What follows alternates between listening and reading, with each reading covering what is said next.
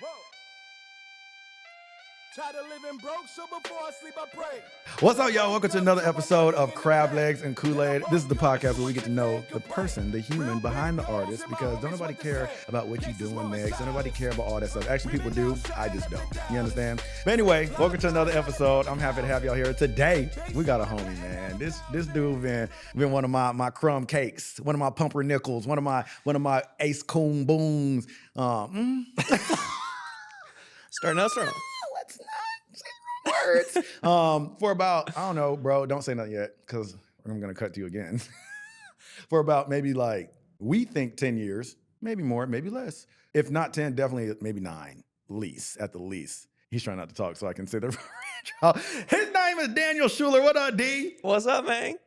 Hey. Yeah, I think it's definitely not more than 10 because I moved to LA when I was 18. It's definitely no less than 9. Yeah. Maybe. I think it might be right around None of us have done the math. We can just do the math. What year did you move? 14. 2014? Is that the I year think we met met in you? 15. 2015. So what is that? 9. 10. 9. It's 10. Wait. Next month is 25. Oh, yeah. Well, it depends on what part. So we're going on 10. So we're going to on spend 10. an hour talking about math. Yeah, it's fine. Which neither of us are good at. So anyway, yeah, no, I'm not. I'm horrible at it. So I like to start each episode with a quote of the day. let's hear it. And then wherever this quote takes you. And then someone is going to use something that we said as the quote for their day.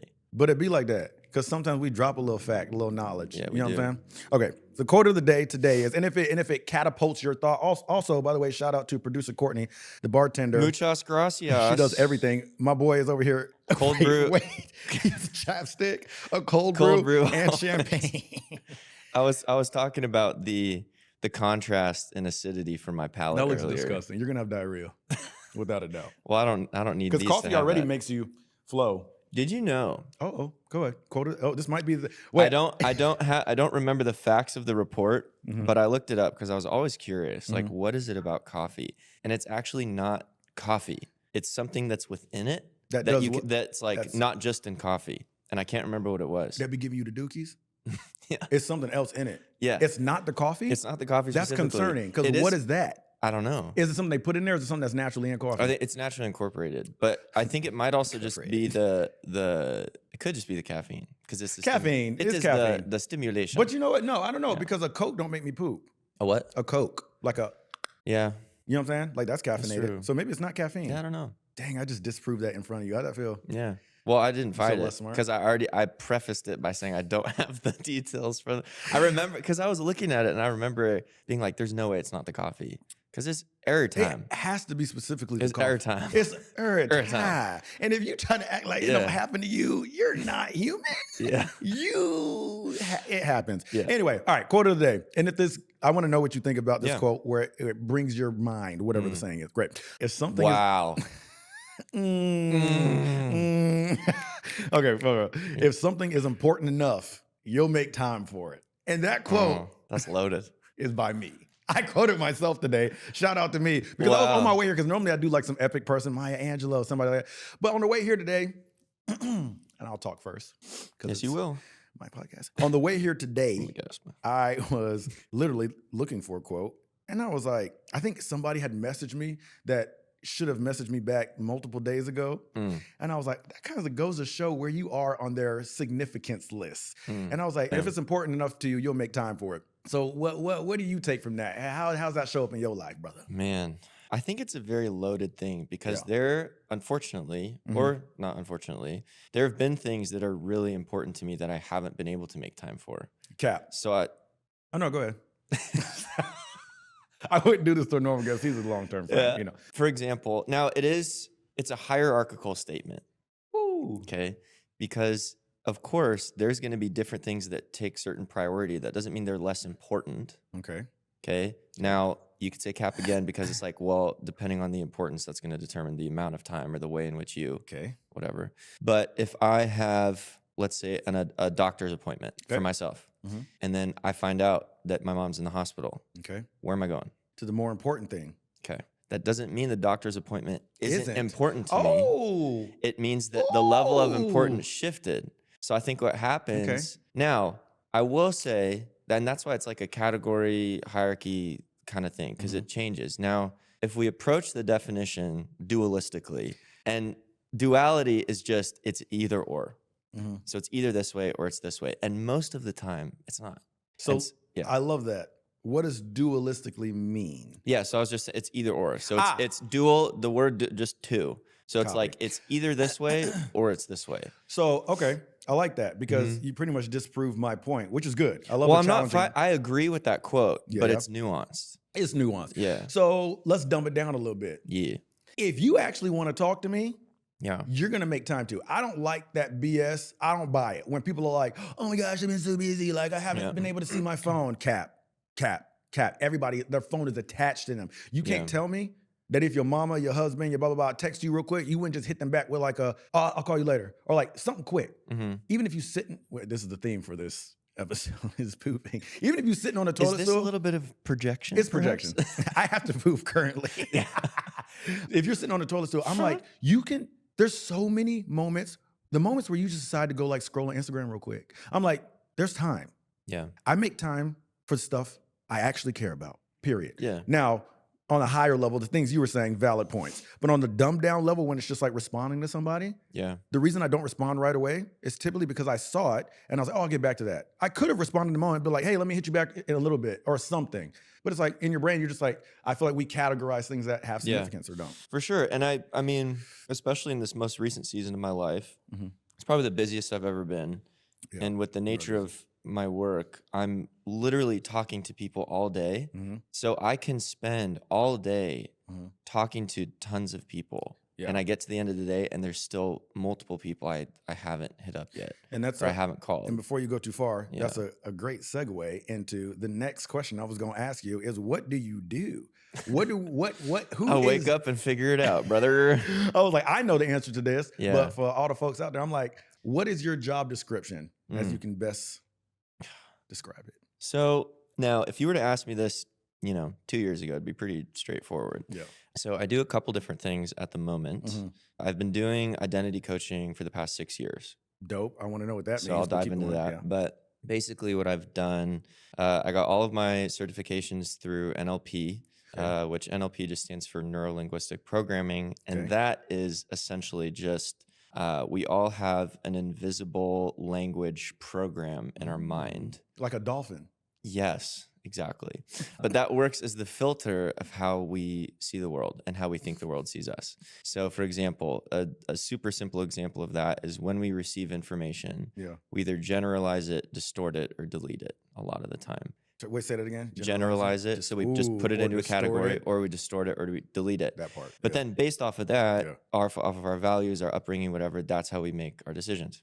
So there's a whole system. And here's the thing is, everybody uses it, whether they like it or not. They just don't know that they're using it, and they don't know how to use it. So my certifications were all in how to utilize that to help people. And then identity I brought in because identity is the thread, in my opinion, that kind of holds everything together. And identity is who you think you are, who you think someone else, who you think other people think that you are, and then you build a story around that. And that story creates your filter, which determines your decisions. Okay, hold on. You're throwing a lot of good stuff out there. So I just want to tackle one of these to see what you kind of like come face to face with. Like what's a common thing that you see in people or you hear from people that like all of us don't know that we're all dealing with? Like what's one of the most common things that like maybe when you're coaching somebody or coaching a group of people that you hear frequently that's like a common denominator between us? That makes sense. I think the biggest thing is that people more often than not are not actually stuck in a situation. They're stuck in the story about a situation that happened before. Oh, wait, give me an example if you can. So like an easy one. Yeah, like I do a lot of reality gauging. So they'll say, like when people say everyone always. Oh, like everyone always calls me fat. What is that generalizing? Generalizing. So everyone is typical. When they say everyone, I'll say who. Ooh. So you nullify everyone by specifying. All right. So who is it? Oh, my mom. Let's run one. Yeah. So for example, you could say everyone always tells me that I'm dramatic. Okay, let me say it because it's my line. Daniel, everyone always tells me I'm dramatic. Who's everyone? And just to be mindful of this, I wouldn't go straight into this. We would already have been talking and discussing, and like there's background and everything. So this isn't. I don't go just like we talked and discussed this background. Yeah. Everyone always tells me I'm dramatic, bro. Okay. What is dramatic? Like they tell me like I overthink things and I'm like super like reactive or like whatever. Like my point's not valid. And who is everyone? I mean, like my buddy Gray. Okay. And who else? Who else other than Gray? My mom. Okay. Anybody else? My sister. Is that pretty much it? Yeah, I guess. Okay. Yeah. So immediately, we can go from everyone to 3. So 3 people. That's good. And here's the thing: is even just that. That was like basic, but that's actually already but good it for your brain. changes the narrative, because if the narrative is everyone, your filter is everyone's out to get me, and I filter my drama through everyone, which everyone you're including people you haven't met yet. Dang. And then if I go and you say everyone always, I'll say, when was the last time they did it? So when was the last time someone did that to you? Maybe like a month ago. Okay, so it's been a month. So it's not always. I haven't heard it in a month. So you fixed me. No, but typically everyone stands for the person that feels like everyone. That's so accurate. Because I know even in my own situation, on like the negative side of stuff that you know about too, but like there's with a group of people that have a view towards me, it makes you feel like everyone feels that way. And that's so accurate because my brain set that through therapy, I had to like break out of, but I mean, that was an even easier way to break out of it, honestly. But through therapy, it's like I naturally walk around being like, oh, I don't want to like meet people like da-da-da. Like you've probably been like whispering about me because you probably talk to so-and-so and they probably have a view and you probably have their view and like that. And I'm like walking around with the weight that like everyone views me the way that like the most hurtful version of views I've heard. Yeah. Does that make sense? Yeah. Well, and the simplest word for that is your narrative. So all of those words and sentences. Don't let people. It's just your story. So if you change the story, you change the filter. You change the filter, you change your experience. So for example, you and I look around this room. Yeah. It was like, okay, tell me what you see in this room. I see you. Okay. First thing I see. Okay. Sorry about that. Yep. Yeah. Not the best view. I also see curtains. Okay. I see lights. Okay. So I see gray, plant, door, whatever. Okay. Who's right? Well, me. Okay. Both. Right. Why? Because they're both our reality. Yeah. What you focus on is going to be your experience. Right. Now, I could also have said, it's too cold, it's too bright, it's too this. And I'm focusing on all the negative aspects. So we could both be in the same environment, and because of our focus, we're having a different experience. Ooh. And so what you focus on will be your experience. Now, that's not to say that the circumstance will change, but if your perception of the circumstance changes, typically where there wasn't a way out, they'll magically start to appear because you're looking at it differently. Facts. Interesting to bring in the Bible super quick. Come on. Romans 12:2. Yep. Do not be conformed to the patterns of this world, but be transformed by the renewing of your mind. So that what? What's the rest of the verse? Oh, don't do that because I knew that first part. So that come on now. It's so, and this is kind of a summary because I don't remember the exact words. But and you left it. You see what he did? He dropped. Well, listen, I know the rest. I know the rest of it. Yeah. So you will be able to discern the will of God, essentially. Okay. Yeah. So for discernment, now patterns of this world isn't just moral. It's not like, okay, how do I morally handle this? It's how do I change the way that I look at, how would everybody look at it? How do I change that from a renewed and transformed perception? Yeah. So it's like when you, for example, if you're doing a script and there's a certain character you have to embody, sometimes you gotta, like, and you've been doing it for an hour and you just can't figure it out. Okay. What do you gotta do? Take a step back, get a new perspective. Same character, different perspective. You come back, you do it again, it's different. Right. The script didn't change. Right. Your perspective did. Right. And the perspective shifts your emotion, which changes your physiology, which changes your delivery. There's so much great stuff you're saying. This honestly, I'm playing around, but there's so many great life coaching or whatever it's called. What is it called? Life coaching? Can we call Identity coaching. What do you call it? Identity coaching. Is this different than life coaching? It's not different, but the aspect of your life that I am coaching is your identity. So it could fall under the umbrella. So so within life coaching, there's like mental performance coaching. There's people that specify in behavior and leadership coaching, and all of that is a version of life coaching. So sorry, all of this is great for my ADD. I bring it up every episode, but because you give me so many ways to run, I love it. But going back to NLP, that's random, but I latched on to that a long time ago. Something linguistics, what is it? Neuro-linguistic. Yeah. So programming. Is this why you know so many big words? No. Linguistic. It makes me think language. Yeah. So I'm like, because he be dropping some fatties. So Or are you just smart in general? No, I am not. I knew the answer to I that. will say, so my mom is incredibly intelligent, not just intellectually, but spiritually, emotionally, whatever. And I was super, super fortunate. My childhood was very rare because I was taught at a young age the importance of expressing your emotions. Ooh, that's good. So I grew up in a really emotionally healthy household, which is a blessing. And she really valued education. Like she has a PhD in education. And she didn't start, like she was a stay-at-home mom until I was 16. Then she got her master's. Then she got her PhD. And now she teaches at the college level within the high school. So she teaches AP literature. And then she flies around the country, gets flown around the country, teaching how to teach. Sorry, I'm only laughing because I just imagine me being her child, and it because all of that, and I'm like, Ma, what you about to eat? Well, like, what am I in going fact, to what eat? I'm about to consume. Yeah. Yeah. I'm like, but no, in all honesty, like I can't take credit for a lot of it. I can take credit for what I did with it to certain extents. But like, for example, even in high school, like I would write a report and she would take so much time helping me with it. These are the better words to use. This is why, this is what's going to impress your English teacher. This is going to, and so again, super fortunate, So you had a cheat code. super rare. Yeah. And so the other thing is how you talk and how you present yourself a lot of the times will determine the type of people that you're around and the type of, and the filter that you have. Like language is super powerful. Yeah. And you are either speaking, and this isn't, the size of the word, but the types of words that you use. Like you're either speaking life over someone or you're speaking death over them. Come on. And so what do life-giving words do? Well, they energize people. Their physiology changes. Like when you start to give someone a compliment, next time you do that, pay attention to their body. First thing that typically happens, eyes go up. So they're like this, and then you look so good today. Really? And then your jacket, and then they will experience the jacket.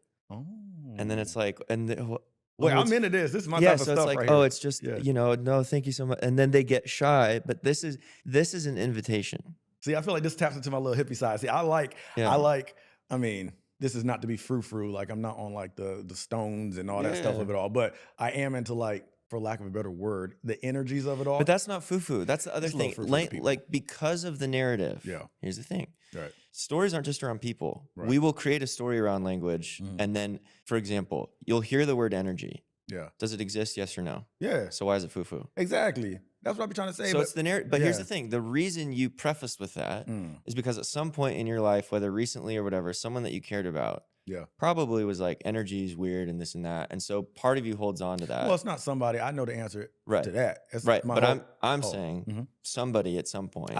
And so then you'll project an idea with a preconceived narrative.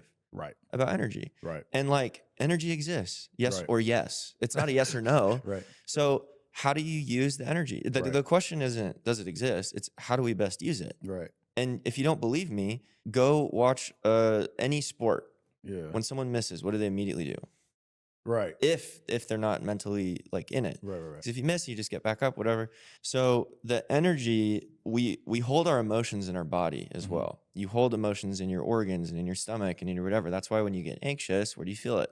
Your stomach, your heart, your throat gets tight, you get sweaty, you get whatever. Everybody has kind of a different reaction, but you hold it in your body. So the other part is not just being emotionally, because when I get anxious, I have to poop. You have to poop. Because it's what is poop? It releases. Yeah. You're trying to release, like you're like, ah. So anyway, back to this compliment thing. The life-giving words changes someone's energy. There is a ring of energy around us that we emit within 3 to 6 feet. I can't remember exactly. Okay. Which is why. So my when vibe people is say valid. within about 2 seconds, I know if I like you. Right. But they can't answer why that is. They don't need to, but it's because it's inherent. There's energy. And you either flow with it or not. And so if you want to determine your experiences, you have to control your energy. Right. And see, I be feeling like people, and this is once again to your point, but I be feeling like people be judging me when I say like, I don't know, like they be like, oh, how'd you feel? I'm like, I mean, energy was kind of weird. Like the energy, like. And what makes you think that they're judging you? Like, where's the evidence for that? My evidence is my community. So we both come from Christian communities. And a lot of times if you say words like that, they associate it with like, oh, so you're into like crystals and star signs and blah, blah, blah, blah. And it's like energy. And they think solar system, energy, which, I mean, technically, I guess it is in a sense, but it's not, I'm not worshiping that. I'm not idolizing that. I'm just like quite literally being like, he came in, not you, but the person, for example, came in with a negative energy. Like he was like closed off. He was like looking the other way, no eye contact. Like literally his energy was bad. Like that's what I'm saying. But like people, the reason I preface it is because a lot of people will think that I'm like into super whatever stuff. And no judgment to people that are into that stuff. No. I mean, it's not for me. Yeah. You do you, but that's not what I'm saying. You know what I'm saying? Yeah, no, for sure. And again, it's just the story. And for the people that are like, oh, that's what I would literally be like, have you ever said during the day, I have no energy? That part. Yeah, I have, but it's not the same. It's exactly the same. Yeah. You're using it different. You're using it differently, but you're using it the way that makes you feel You're comfortable. identifying energy. Yeah. So if you say I have no energy, what is energy? That's good. I think some people need to hear that. I mean, not that it's anything that's like a huge takeaway, but the small people like me, that think like that, where it's like, oh, I was like, and then people will sub it out. The modern way of subbing that out, the word energy is vibe. Like, oh, I like your vibes, bro. You got nice vibes. We're just complimenting your energy. What is the full word for vibe? Vibration. And what is a vibration? Whoa, I promise you I ain't never known that. I'm a scholar, bro, because I've never known that until you asked me, and that's it's the gangster. Same thing. Your vibrations are heavy, bro. We're so caught up on language. Wait, I'm gonna start saying vibrations. But here's the thing. What else is a vibration? It's a frequency. And what is a frequency? It's energy. So you're just using different words for the same thing. Courtney ain't know that either. Did you know vibe was vibration? You did? Yeah. Well, I'm a lone wolf. But that's interesting. So vibrations, vibes, it all amazing. So let's run it back because I can go on these tangents with everything you said, and I'm gonna come back to it because you said some dope stuff. But let's run it back to early Daniel because I met model Daniel. So like, sorry, and fantastic Daniel, great Daniel. Not necessarily what happened. Yeah, exactly. Not what happened that I guess drew you to this field, but what I'm really asking, if you want to tell your story, that's on you. But what I'm actually asking is, how can people gain more confidence in transitioning out of entertainment or something that you feel like comes easy? You know what I'm saying? Straight up. Man. And sorry, one more thing, just to give context. For example, if people are like, oh, well, you're a great actor, it seems like it comes natural. But my goal is music. And like everybody's like, well, why would you not just keep doing acting if that's coming natural? You know what I'm saying? So somebody might look at you, obviously, and be like, well, model. Like, you should model. It's clear. Like, just do that. Like, it's working, so-and-so. You know what I'm saying? Anyway, so. Yeah, and I think, I don't know, this is kind of a broken record answer, which I'll get into the actual story part of that. But you can simplify your life, your conversations, your conflict, all of that by asking the right questions. So, for example, and like finding out what someone's definition of something is. Yeah. So, like, for example, success, super broad term. Yep. So I was like, I just want to be successful. And then I'll say, what does that mean to you? Yeah. And they'll be like, well, I want to make a lot of money. And what would that do for you? Okay. Well, it would mean that I can buy a house for my mom. And how would that make you feel? Worthy. So success isn't money, it's worthiness. Can you find worthiness before money? Ooh. So how many questions did that take? Ooh. 4, yeah. But no, sometimes it can take more. But what happens is when we ask a question that brings in all of this context, what are you stuck in? The story about why they're there. Wait, run that back, say that again, because you have so many good nuggets that you're so used to hearing that you be moving. Yeah, but I do that sometimes. Sit back just on that. Cut me off. No. It's great. Run back on what you said about the worthiness. Okay. What was that? Because I want to really eat that. Essentially, behind every goal, there is an emotion that we think we will attain by achieving that thing. Yeah. So in reality, we might not want the thing. Yeah. We want what we think that thing will provide. So if you can find a way to get into that emotional state before you have the thing, the thing becomes a bonus instead of a necessity. So give the examples again. The blank because this so like money. I want to be successful. First of all, if someone says, "Well, I don't really know," then I'll say, "So you're telling me you want nothing?" Right. Because if you can't define success and you're pursuing it, you're pursuing nothing. Ooh. So let's define that first. Yep. So what is success to you? Okay, success is making money. Right. How much? Well, I don't know. I just want to make money. Enough to buy my mom a house. Okay. Oh, you want to buy your mom a house? And immediately I go significance. Okay. So they want significance, truly. So They want to buy a house. And then I ask what specifically, because when you ask what, it makes their mind go somewhere instead of anywhere. That's another big thing. Is pinpoints, right? Yeah. So what would buying a house for your mom do for you? How would that make you feel?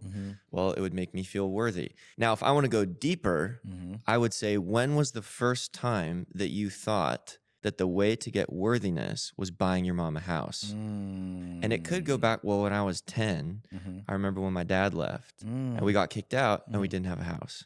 And so now worthiness is tied with having a house. This is good stuff. That's like how it happens. And it's making immediate. me think for myself. I'm like, well, and it happens in a moment, but it lasts a lifetime. Yeah. Like one of my, well, I'll finish this first and then go on. So if the final goal of success is to feel worthy, but the goal is rooted in the house, you'll get the house and still not feel successful because you're hoping it makes you feel worthy, but you get it. And then you're like, well, now I want to get another one. Right. Or like, mom didn't like it as much. Or she actually was like, no, you don't have to do that for me. Right. Because the other thing is your worthiness in your mind is tied to the reaction she'll have when she finds out that you're getting her a house. Right. That's true. So what if, because that was something I struggled with for a long time, is like, oh, I want to do all these things for my parents because they did so much for me. And they're like, we don't need you to do any of that. Right. And I was like, no, but I want to do this. And they're like, well, do it for you, not for us. Right. And then what do I lose? My inspiration. Right.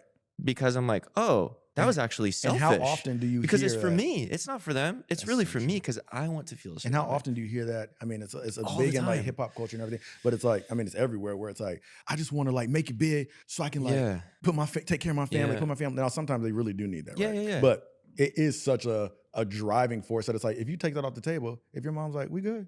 Yeah. And you're like, oh, well. And the other thing is, there was a time when you first believed that was the way to feel your significance. Right. And so and again, what is all that part of the narrative?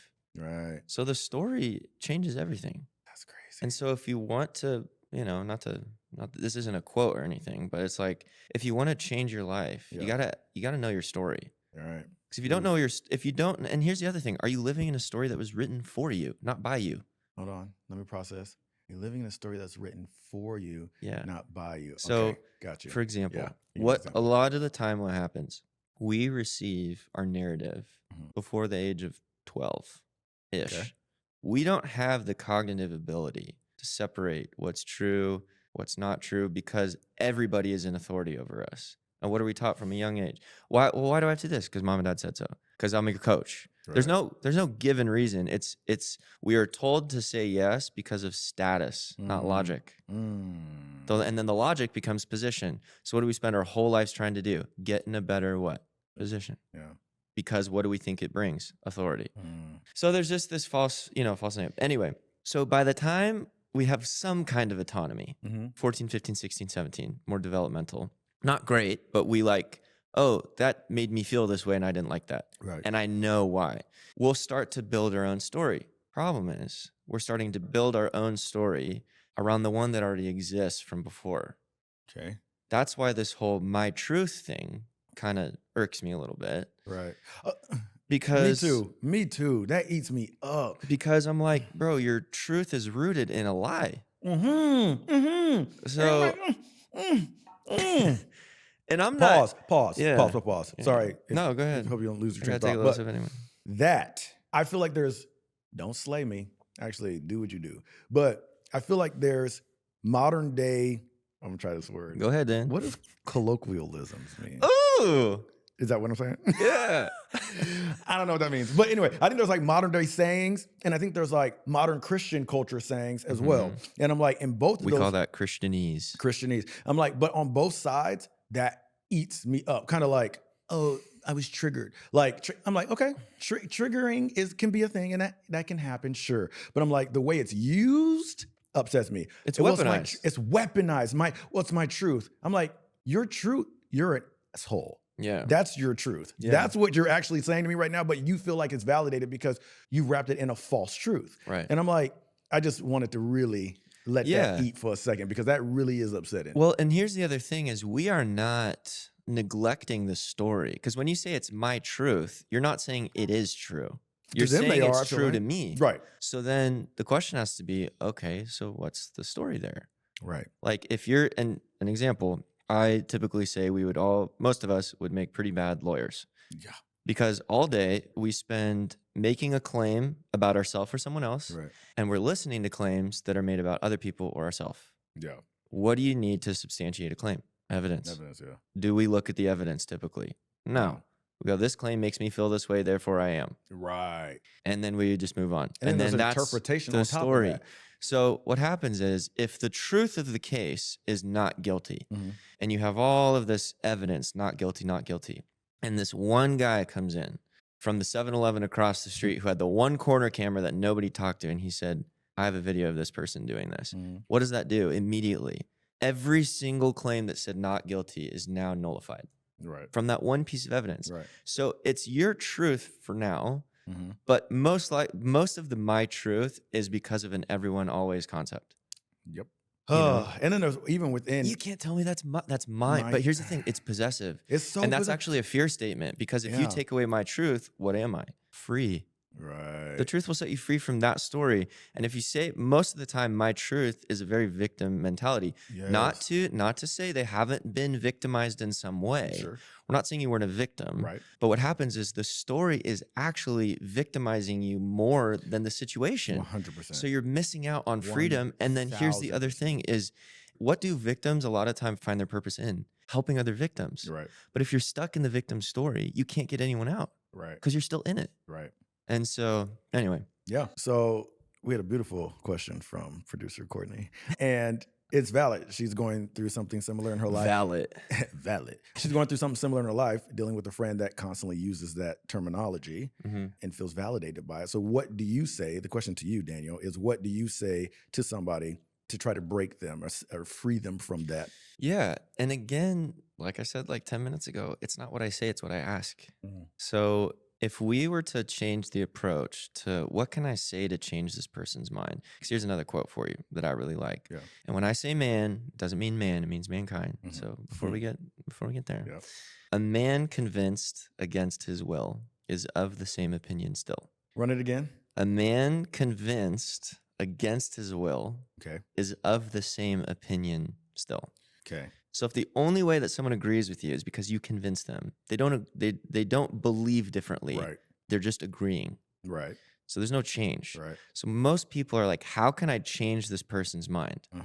What you want to do is you want to ask them enough questions to make the change on their own. Right. Or give you clarity to that they're not going to change right now and you don't need to be around them. So for example, person A comes to me and we've been talking for a couple months and it's really hard for me to talk to them because most my truth people, they project. They project their story. They expect validation. You don't validate them. And then they say, you just don't love me, or we can't be friends, or a real friend would love me this way, which a real friend, would love me this way is what they believe about themselves and the type of love they're worthy of, whatever. So I would just ask them, can you explain your story to me? Not in that way, but I'd say, okay, are we trying to find common ground? What is the goal here? Common ground of friendship, correct? Yes. So this isn't a whose rules are we going to abide by? Because then it's a contract. It's not a friendship. Right. Now, there are boundaries that need to be set. And here's another tangent. If you set a suggestion instead of a boundary, you don't have any grounds to call someone on something. Run it again.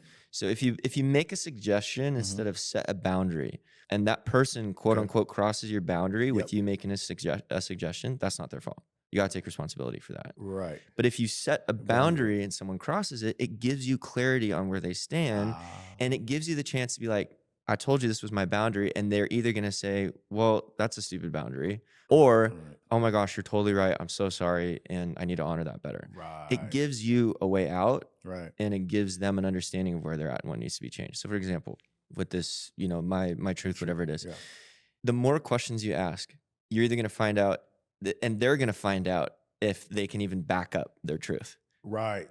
I feel like the more questions you ask, they're going to understand that there is no backing to it. Well, I just feel like every time that I talk to you, you never support me. Okay. I'm really sorry that you feel that way. Can you tell me what support would look like in your opinion? And when was the last time you needed my support and you felt like I didn't give it? Run it back because they can't. Give me an example. No, go ahead. You say it so much better than me because the way I would have said it in my culture is like, Receipts. Run it back. Tell me when I did that to you. Yeah. Like that. And it's not accusatory. And they're like, well, the fact that I even have to ask is what pisses me off. What is that statement? It's protecting their story. Because if they're wrong, they're wrong. And if they're wrong, and here's the other thing. A lot of people would rather hold on to the story. Man. Because of how familiar it is. Because then what happens if they find out that the truth means they were wrong, which they weren't wrong, they were right in their head for the time being. Right. Now they can just be different. Right. So that's the narrative about the narrative. Like, it's very simplified. Yeah. It's doing a lot of the same thing. You don't have to do all these crazy things. You have to do the same things multiple times. Ask the right questions often and daily. Right. Gauge your story often and daily. Is the thing that you're experiencing based off of something that's happening now, something that you're afraid will happen, or something that has happened in the past? Because all projection is, you have something in the future that hasn't happened. Right. And you're experiencing it now because your brain can't register that it's not happening because you what? Feel the energy of it. Feel. So you hold on to that emotion. Then what happens is you bring an emotion from an event that hasn't happened into an irrelevant situation. And then, and here's another quote that's really good. Some of the worst experiences in our life are the ones that we've never had. Bruh, that's heavy. Isn't that crazy? Because the amount of times I've pictured... The hypotheticals. I've pictured situations like, yo, what happens if I ever come across so-and-so again? It's like, and I'm thinking about it and I'm like, oh my gosh. What happens? Exactly. Something. Right. And it's like, and the reality is, a lot of times when something like that does happen, it's never as intense as you imagine, which is a whole different thing. But man, the unknown really what's the state of code again? Some of the worst experiences in our life will be the ones we never had. And I'm gonna just dumb it down a little bit because one of my biggest fears is to be on a roller coaster and get thrown up on. If somebody throw up and it just smack you back. You know how you avoid that? What? That's pretty simple fix. What? Don't go on a roller coaster? Yeah. Yeah, but I want to. No, I'm just kidding. But seriously though, even that's a dumb example, but I will have anxiety getting on a roller coaster for something that's not even happened yet. Like that's a really dumb example, but it still tracks. Yeah. But anyway, that's so fascinating. So back to the My Truth people, and it's like, it's crazy because I feel like it's similar, and correct me if I'm wrong, to people, and maybe this is a cultural thing, people that kind of live in that space of like, I'm not being a bitch, I'm keeping it real. I'm just being honest. Like, I feel like it comes from the same mold or cut or whatever, same energy of like, no. There's a difference between... You are being honest. You're being just honest. Missing about 10 details. Yes. And I'm like, that's also your view and understanding of what you feel that person should be doing or looking like or saying. Like, I don't like that jacket. I'm not being rude. I'm just being honest. Like, it's like, but that's such a... Like, that's so your own. So imagine... Which is false. I like the jacket, by the way. But it's like, let's say you say, I don't like that jacket. I'd be like, oh, what makes you not like it? Well, my ex wore that jacket. So you don't like... It's not that you don't like my jacket. Right. You don't like your ex. This makes you think of your ex. That part. And what is that? What are they doing? They're generalizing. Oh, I was going to say projecting. But yes, but they're projecting and they're generalizing. Right. They put everything... And that's also... Y'all know. Yeah. In Bible study, in Bible school and like Sunday school, when the teacher would ask you a question, I would always be the wrong answer. So where did Moses go after? And I'd be like, Bethlehem. Yeah. Exactly. You try to correct. But that's also a logical fallacy. Is guilty by association. Right. Oh. You take someone who isn't involved in something. There's a belief around this thing, and you place it on there. It's very dualistic. So let's say person A has this belief and you like person A. Yeah. You immediately now are in the category of their belief, even if you don't have that same belief. Okay. I'm not, and I would use an example that I want to avoid. So I'm trying to think of another one. But let's say I hate cats. Okay, this is great. Let's say I hate cats. Okay. And you like me. Yep. Guilty by association means because you like me, you hate cats. So let me say Wait, that was supposed to be an easy one, and I'm not tracking. Hold on. I hate cats. I don't hate cats, by the way. Right. I don't like I them. do like dogs better. Yep. But let's say I hate cats. Okay. That is my opinion. Okay. Now, someone is making an assessment of you. Of me? Right now. Their third party is saying, okay, who is Titus? Okay. Titus likes Daniel, and Daniel hates cats. Oh, so by default, I know that Titus hates cats. And a better even, I think the example you're going to go was on the side that we talked about. Yes. Big time. And I can say what it is. But you don't need to. Yeah. I personally avoid political certain talk, but it's things. interesting. It's just an interesting topic. And I knew that's where your brain was. But yeah, that's a great example. The one that you're not saying, but also the one that you said. Yeah. Like, it's like, why? Why guilty by social? Like, why? Because what? Like, what does that have to do? Yeah. I'm not saying anything, but I just connected it all in my head. Well, and then what happens is it immediately, when you go to defend yourself, you are already in their mind losing because of the story they have about you. Right. So if you go, just because I like Daniel, I don't hate cats. They're like, but he hates cats and you like him. An even better example of that, not even better, but a great example of that is within the industry I'm in, is let's talk, I mean, we don't have to talk about this topic, but cancel culture, okay? So if you, the social media star Daniel, hypothetically, which I'm not, right, are getting canceled for something, and I'm your friend, and if I decide to continue to be your friend by default, as you were kind of just saying, you support the thing I'm being right, and it's like, for. so because he was canceled for kicking cats, now you support that, and you should probably be canceled too, because clearly, if you're his friend, then you also want to kick cats, and it's like, no, there's levels of love here, baby. Like, I don't have to agree with everything Daniel does to love him. Do you know what I'm saying? Like, you don't know what growth's happening there. Don't come for me because you hate him. For example, I have friends that I think some of the beliefs they have are absolutely insane. 100%. And absurd. Yeah. And the things they stand for are ridiculous. Just completely opposite of what I believe. Now, I will be honest, I don't seek out consistent time with them because I don't want to be around that narrative. Sure. However, if someone asks if I know them, I say, yeah, that's my friend so-and-so. Right. Because like their belief doesn't dictate the kind of interaction that we have. And a true friendship and true relationship is being able to butt heads on stuff and end up on the other side. And I literally there was a certain thing that happened a month and a half ago. Yep. And I had friends lose friends because of it. Right. And I'm like, over that? Right. Over that? 5 years of friendship? Right. For what? For something that literally doesn't affect you. At all. At all. So anyway. Yeah. But before you move, I was like, because I feel like that also, I feel like releasing people from that stigma of like, I think it gets rid of a lot of fear. Because I think with the culture that we're in now, people are afraid to stand by people, right? Yeah. Where it's like, oh my gosh, if you did anything worth ruffling feathers, like, well, don't associate me because like this is gonna ruin everybody's view of me. And it's like, I'm the opposite of that. Clearly, that's the less popular thing. But I'm like, that's still gonna be the home. Like, unless he directly did something to me, 9 times out of 10, it's still gonna be the homie. We might have to talk about some stuff, like his views on stuff, you know what I'm saying? But like, that's still like, why would I be ashamed? Yeah. Like, he was my friend before, and now all of a sudden you know something different about Daniel, so now I can't publicly say he's my friend. It's like, that sounds like you got some insecurity. Like, why do I care about what you think? Like, I don't have a fear. And they never come to the source.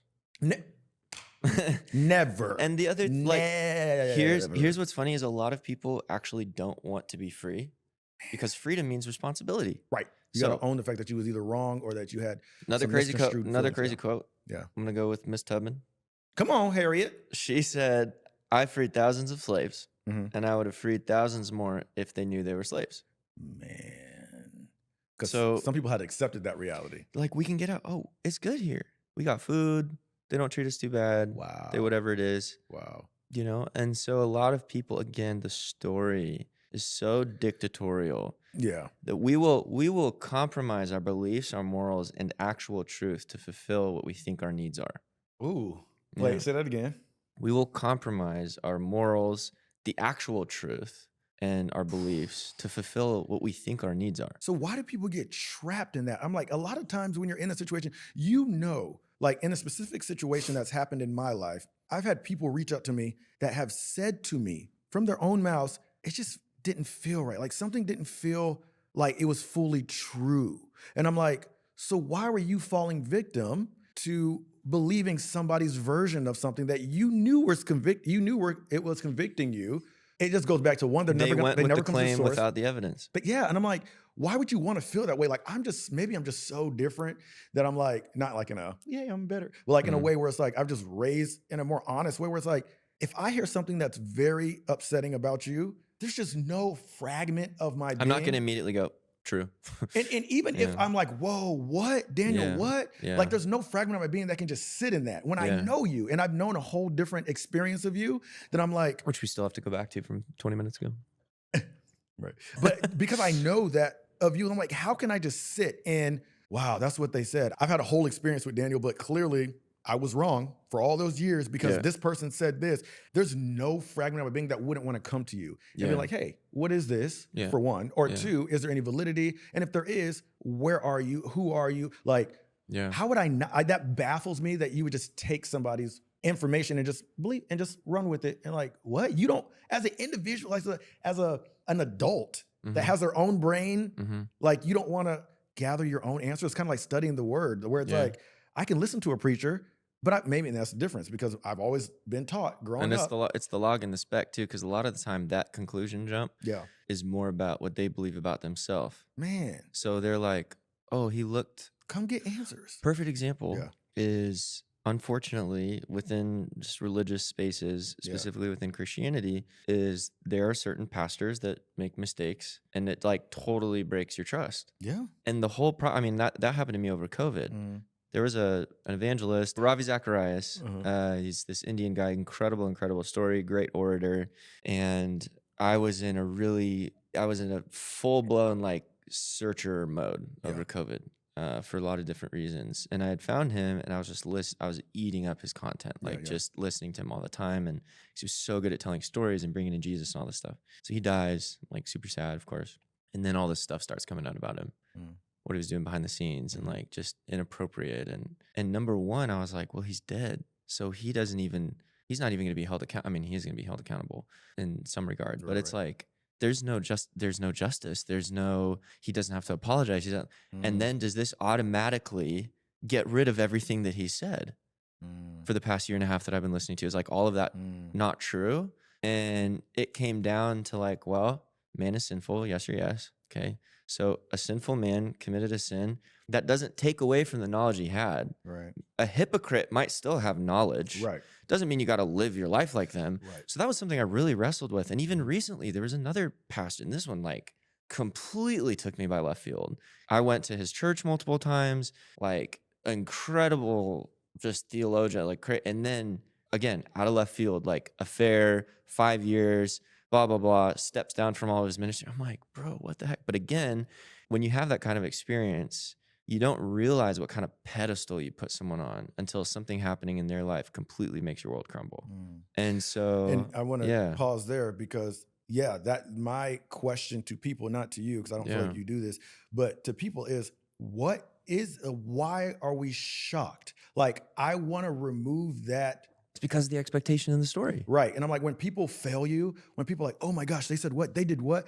I've just never been shocked. Like, I mean, that's cap. No. I've definitely been shocked and I've been hurt in ways that I'm like, whoa, what? What's happening? Yeah. But because of those situations, it's taught me to not be shocked in the sense of, okay, you're putting this person on a pedestal in your own head. I'm like, I'm going to church knowing, not you, but I'm just using you as a metaphor here. I'm going to church because I've always been taught this growing up. My dad would always say, don't listen to me because I'm preaching, because my dad was a preacher too. He was like, don't take it from me. He was like, go take what I'm saying, go home, study it, and see it for yourself, learn for yourself. Yeah. And he was like, don't just listen to something because I'm saying it. Question what I'm saying. He was like, I'm a man. I got opinions. I'm probably infiltrating all types of my own microaggressions and all these things in there. And it's like, go home and study for yourself. So I've always lived life by that, where it's like, you might be saying great things. I'm going to take everything with a grain of salt. Like, I'm going to take in the good stuff, as my therapist says, and leave the bad stuff. You know, everybody says that. Take it good, out of bed. Yeah. But anyway, I've never understood. I mean, I have understood because I've done this, but I would like to free people from this shock or like the disappointment from somebody being human and sinning. I'm like, but again, like, it doesn't take away from the hard part is that they spend so long doing so well that you can't help but build a narrative about the person. Right. And the other thing that happens that saddens me is people will look at that and then now they'll build their opinion about God based off of man. Yeah. And I'm like, okay, so what I do doesn't change God. Right. Because a lot of people misconstrue what taking the Lord's name in vain means. Right. Like, it's not a cuss word. It's when you do something in God's name that he would never condone. Right. But what happens is people look at, I mean, every religion, but specifically Christianity is one of the targeted ones because it's common and it's talked about and whatever. And I use the word targeted gently because I know there's a lot of different things going on, so I just have to preface that. But what they'll do is they'll look at the religion, look at the God, and then they'll build a story without going to what God actually says about that. Man. I don't want to believe in a God who's okay with that. And where did you get the idea that he was okay with that? Yeah. You know, it's Jesus didn't come to create religion. He came to abolish religion, fulfill the law, and provide a path to a relationship. And when you live in a relationship, you'll see past it and you'll know this person, even if they were pastor for 40 years, preaching the gospel like nobody's business. Number one, this one thing that they did, that happens all the time. Man. But it's just not on a public scale. Man. So because it's on a public scale, we immediately go story. Man. This is what it means about Christianity. This is what it means about God. I can't believe in a God. Don't blah, run blah, blah. past this. Don't run past this, people. Like, that's huge. Like, this is what me and my friends talk about in private settings, is the pedestal that my sins, failures, flaws have compared to every other human. It's like everything that you're trying to like point out about what Titus has done wrong or what that I'm like happens regularly, a lot of times with yourself. But because I'm on a platform, it's like put together in like this strain of events where it's like, okay, well, let's run it back. Let's go and open up your little closet and let me run together all of the stuff that I've known you've done. Accountability. Yeah, and it's like if I back to back all the stuff that I think you've done wrong, it's gonna make you sound like the worst human being. Yeah, because like I'm gonna just lay them out. I'm gonna just list them all back to back. We're not gonna say that this was over many, many years of your life, right? That you've made mistakes and sinned just like I have. But we're gonna calculate. Like anyway, I just a great example of that is nobody applauds when a plane lands. Man, they only flip out when you hear about a crash. Every time a plane lands is a freaking miracle. That's facts. And I have been on about 50 of them in the past 6 months. And I'm sitting here in this chair. Praise God. But nobody claps for like, oh, well, of course it landed because that's what it's supposed to do. So nobody thanks the pastor for the years and years and years and years. Right, that eats me. They're like, They're like, now, he did what? I have a friend. I knew he was evil. What was crazy is I had a friend, I'm not going to mention his name, but he had a family member who was unlawfully killed at his home by a police officer. And he had every right, because the next day you have to do the press release and you have to do the, speaking and whatever. And he had every right to rip them open. This is absurd, blah, blah, blah, the training, this and that, which all still need, like there needs to be reform. There needs to be all these things. But it was crazy because when he was telling me the story, he was like, I was praying about what to do because it was so traumatic for him. And he's like, I just didn't know what to do. So I was asking God what to do. And guess what he did when they put him on camera in the news? The night before, God had said, I want you to reward and thank all of the cops who are doing the right thing.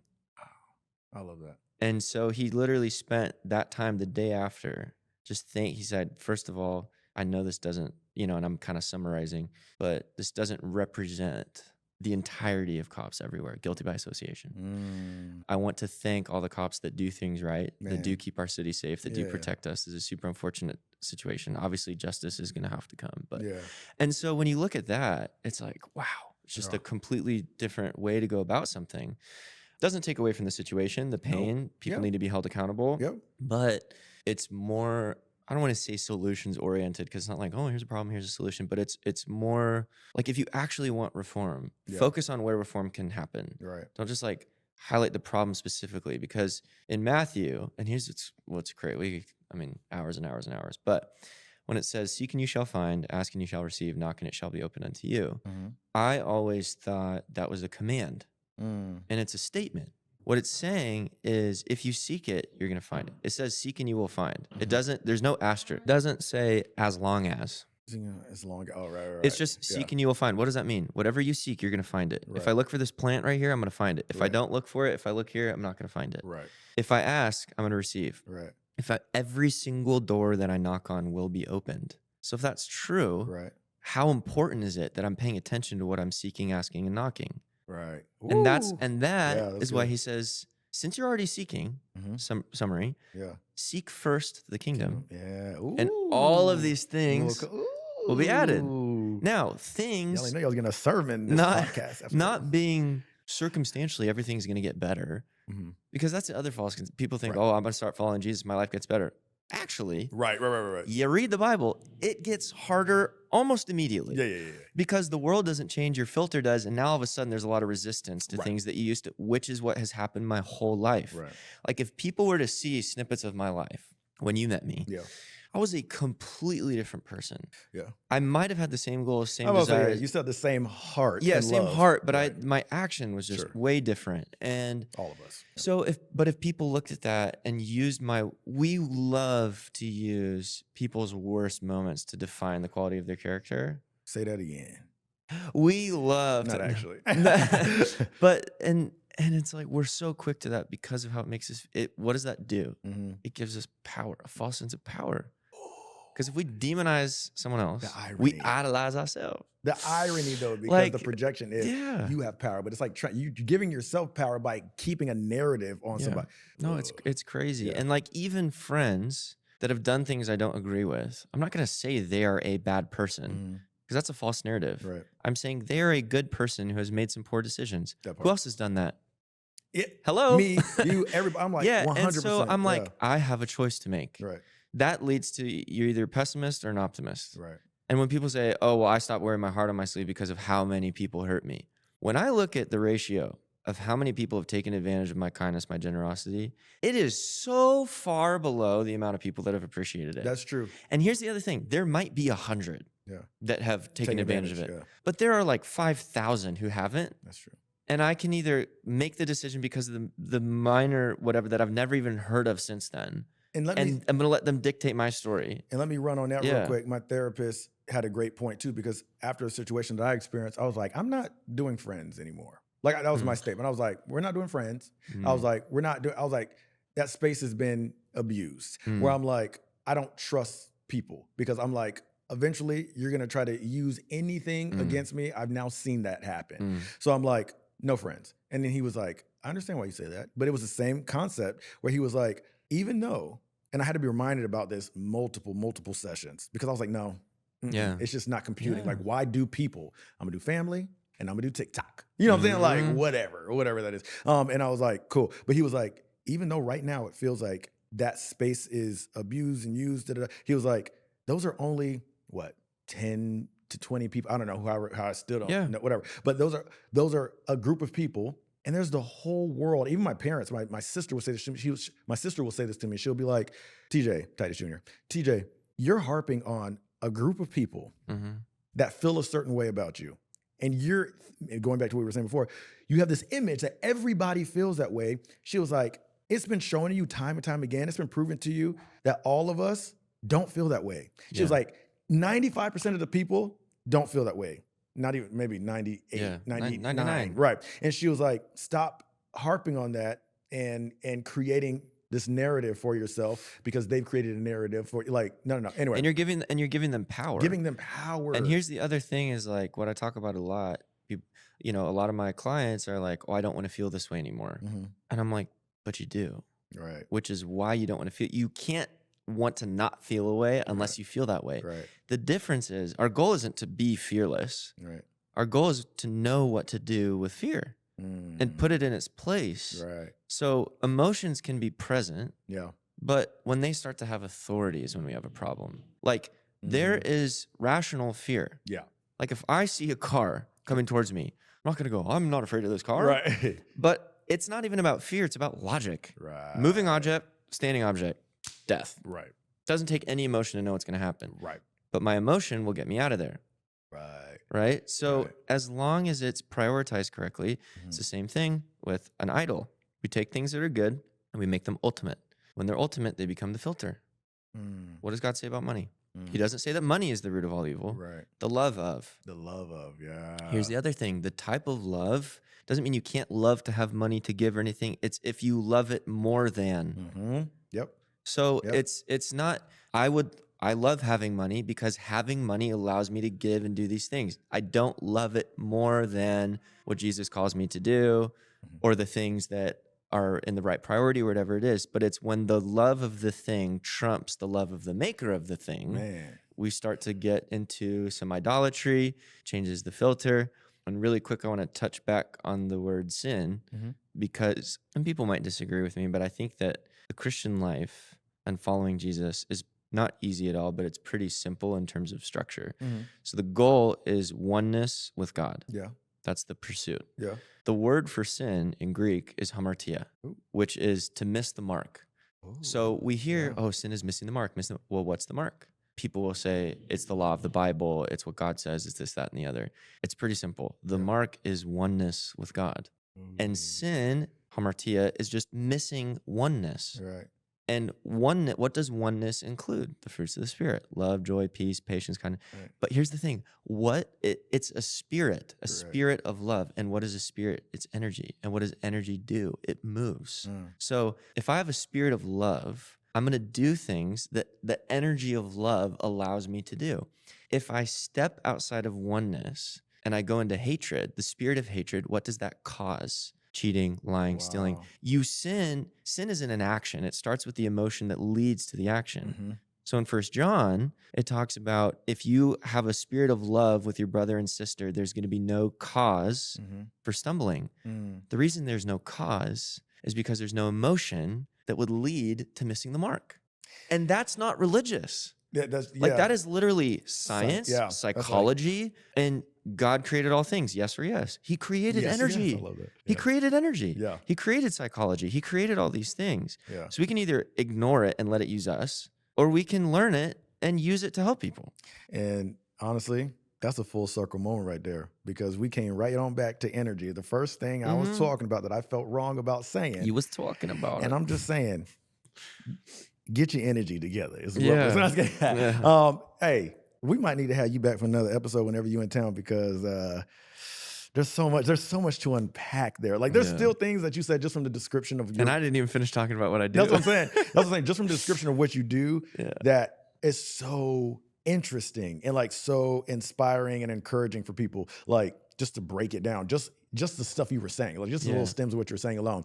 But because we are out of time, obviously. I want to give a 1 minute, just super quick. Please. No, just super quick to preface this. Yeah. Because I know like questions and stuff. And I want to say that doing what I do does not mean by default, again, guilty by association, I do not have it all together. Ooh. I'm still figuring it out. Ooh. I still fall short over and over and over again. If you caught me on some random days over the past 6 months, you'd be like, there's no way. But that's part of life. And the other thing is, oh, can you teach on identity if you don't have yours? And I do have mine. So I wanted to share what mine was, which is I could do a whole podcast on how I even got this. Yeah. But my identity, and identity is who you are regardless of, not because of. Yeah. So my identity through listening prayer and God and just a lot of different things, I am an instigator of renewal and transformation. Okay. So what that means and why I know that's my identity is because it doesn't require an occupation or circumstance or anything for me to fulfill that. I can do that if nothing exists. Right. So I love that. It can be, I'm in identity coaching. Yeah. I am an instigator of renewal and transformation in someone's mindset about themselves. But it could go as simple as when I go to a coffee shop, can I change someone's mind about customer experience? Right. Can I like bring them into my space? See, and that's why I be making sure I tip. You feel me? Because people be thinking black people don't be tipping, but I tip on purpose to change y'all's mind on getting sat with black people. Continue. No, but it doesn't. It's not limited. Right. Your identity is unlimited. Yeah. It means you can apply it anywhere and it still works. On the plane, if I'm sitting on a plane, can I be an instigator of renewal and transformation about what it means to sit next to a random stranger? Right. Can I go to another country and change someone's mind about Americans? And I'm half European. Right. So I'm the son of an immigrant, but I'm still American when I go over there. You be talking a lot on planes if you sit in the middle? It depends. Because sometimes you be trying to sleep, somebody be talking. I feel the energy. Okay. And I decide what the move is. Okay. But no, I love... Anyway, all that to say, like, I'm by no means, this isn't me sitting on a high horse. I'm not a guru. I don't have access to things that you guys don't have access to. I love this clarity. That's huge. And that's the last thing I'm going to say, too, is people do. Like, The story about me? I've known you for a long time. I've met people... Not met. I hate that. I've been around the same people that are like, oh, well, like, how would he know? And they say the same thing to me. Like, it's like, oh, well, what makes Titus like... Titus, like, why was I listening to that if I Titus? And it's like, I hate that narrative, and I use that word purposely because I don't like to use it not purposely. I hate that narrative that, oh, well, like, I saw Daniel drinking a glass of champagne when he was talking about this. Like he's like, what, an identity coach, and he's a Christian. Like there's so many. Like I just despite. So I'm happy you gave that disclaimer because people think just like when you have a doctor and you step outside and the doctor's smoking a cigarette and you're like, well, like wait, how's my doctor? Like what? And it's like not even that's what you're saying. You're not even really saying that because technically he is going against his own teachings, but. I'm saying for the sake of our view, as he's not a lung doctor. The only reason I'm using that comparison is because it doesn't take away the knowledge. Yeah, exactly. Base level. I can know, like a therapist doesn't mean his marriage is going to be perfect because he's a therapist and he knows how to talk to people. It's like a lot of times therapists be having the most difficult marriages because they are so good at like getting into things, right? And a lot of people can't handle that. So it's like, it doesn't take away from anything that the life that you're teaching might look a little different, and not in going against your own word way, but in the way of like your perception as to what that's like I'm a human before I'm an identity coach. Like don't perceive that I'm going to be perfect and I have the most scholared things and I'm better than you. It's like, no. It's just what I do. This is what I do. Yeah. English teachers don't know certain words. Right. Wow. Anyway, but you said it better, but I just love that. And I'm happy you gave that disclaimer. Yeah. That's a big one. Man, thank you. Like I could keep going. Like I don't want to, like I could genuinely keep going. It was a pleasure. Thank you for coming, bro. Like thank you for I got to have you back next time you back in town since you don't live here no more. This has been great, man. Shout out to Daniel Schuster. His name's Schuler, but I like Schuster. Yo, where can people find you if they want to like sign up for some identity stuff? I am full disclosed anonymity, so not able to be reached. You have to feel his energy. No, search the vibes. Search the vibes. No, Instagram, just my name, Daniel, and then Schuler, SCHULER. There's 2 R's. There's 2 R's? Because there's a Daniel Schuler, so I can get the name. Anyway, Daniel Schuler R on Instagram. And then that's pretty much it. I have a website. Oh, come on. What's the website? DanielDeanSchuler.com. Daniel who? Daniel Dean Schuler. So Dean. D-E-A-N. D-A-N? D-E-A-N. Dean. That's their saying Dane. No. Daniel Dean Schuler. .com. Y'all sign up. Clearly, y'all see coaching website. My boy. This wasn't even the intention. Yeah. It was like we ain't trying to sell nothing, but clearly he got some good stuff. I might need to sign up myself. Bro, thank you so much. I freaking love you. That was amazing. Love you too. All right, bro.